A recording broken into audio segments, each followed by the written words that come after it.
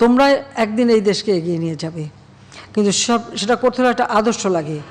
ইতিহাস থেকে আমাদের শিক্ষা নিতে হবে, কিন্তু আগামী দিনের পথ চলা আমাদেরকে খুঁজে বের করে আমরা যেন আরও সুন্দরভাবে বিশ্বের সাথে তাল মিলিয়ে কীভাবে দেশকে এগিয়ে নিয়ে যেতে পারি সেইভাবে কিন্তু নিজেদেরকে প্রস্তুত করতে হবে। এবং শিক্ষার দিকে আসলে শিক্ষা ছাড়া কখনো এটা সম্ভব না।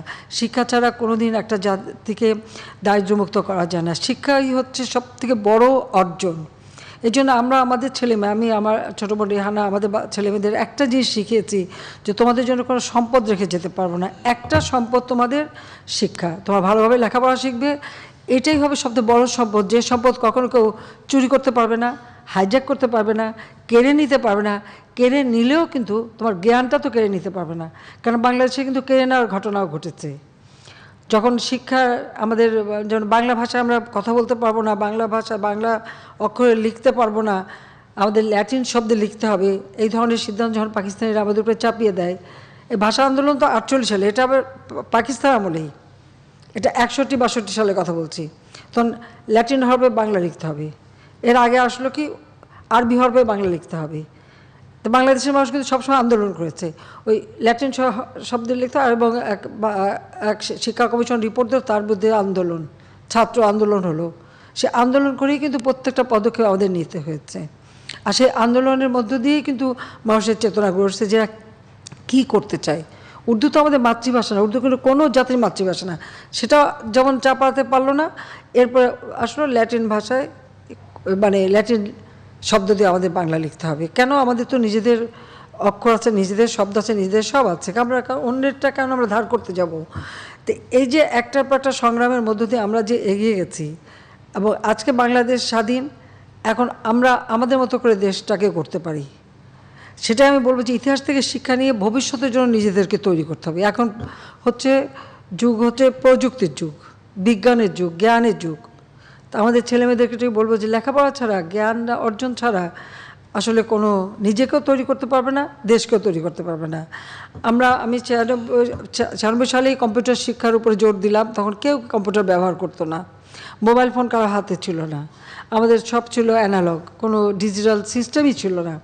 তখনই আমরা ডিজিটাল করে ফেললাম সমস্ত টেলিফোন সিস্টেমটাকে, মোবাইল ফোন উন্মুক্ত করে দিলাম, সকলে হাতে হাতে যাতে পৌঁছাতে পারে সেই ব্যবস্থা করলাম। দ্বিতীয়বার আসার পরে আমরা ঘোষণা দিলাম আমাদের যে ডিজিটাল বাংলাদেশ গড়ে তুলব। আজকে কিন্তু বাংলাদেশ ডিজিটাল বাংলাদেশ। এখন আমাদের বঙ্গবন্ধু স্যাটেলাইট 1 উৎক্ষেপণ করেছি। একটা স্যাটেলাইটের বয়স থাকে 15 বছর।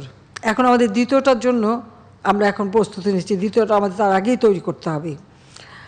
যদি আমি শুনি অনেকে বলে এই স্যাটেলাইটের কী দরকার ছিল, তা আমাদের বাংলাদেশে কিছু মানুষ আছে তাদের সব কিছুতেই কিছু ভালো লাগে না। আমি বলি এটা হচ্ছে কিছু ভালো লাগে না গ্রুপ, যেটাই করবো বলি এটার কী দরকার ছিল, মেট্রো রেল এটার কী দরকার ছিল, এক্সপ্রেসওয়ে খামাকে এগুলি করে পয়সা নষ্ট।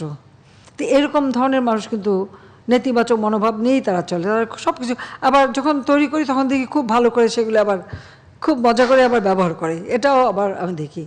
তো আমি এটাই বলবো তোমাদেরকে তৈরি হতে হবে, এই যে মুক্তিযুদ্ধের চেতনাটা যেন নষ্ট না হয়। অর্থাৎ বাংলাদেশ যে ক্ষুধা দারিদ্র্যমুক্ত উন্নত বাংলাদেশ গড়ে উঠবে, তোমাদেরকে গড়ে তুলতে হবে। আমরা কারো কাছে হাত পেতে চলবো না, নিজের মর্যাদা নিয়ে চলবো, আত্মমর্যাদা বোধ নিয়ে চলবো। এটাই আমাদের মাথায় সব সময় রাখতে হবে। কারণ একটা কথা মনে রাখবে যে ভিক্ষুক জাতির কোনো ইজ্জত থাকে না। 75-এর পর আমরা কিন্তু ভিক্ষুক জাতিতে পরিণত হয়েছিলাম। বিদেশে যেতাম, বাংলাদেশ শুনলে বলতো বাংলাদেশ তোমাদের দেশ, তো এখানে দুর্ভিক্ষ হয়, ঝড় হয়, জলোচ্ছ্বাস হয়, বন্যা হয়, খরা হয়, খুব করুণার পাত্র। এর আমি উঠলে দেখলাম একটা কি বাচ্চাদের জন্য চাঁদা কালেক্ট করা হতো, সেখানে বাংলাদেশের নাম আছে।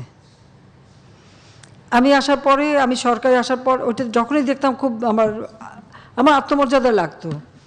আমার যে এই জিনিসটা যেন না থাকে। আমরা আসার পরে অন্তত একটু বলতে পারি খাদ্য নিরাপত্তা নিশ্চিত, শিক্ষা থেকে শুরু করে সব রকম ব্যবস্থা যখন আমরা করেছি, এবং আমি নিজে আপত্তি জানিয়েছি যে এটা আর এখানে বাংলাদেশে থাকবে না, আমরা তো তোমাদের কাছে হাত পাতবো না, এই নামটা সরাতে হবে। এখন সরে গেছে।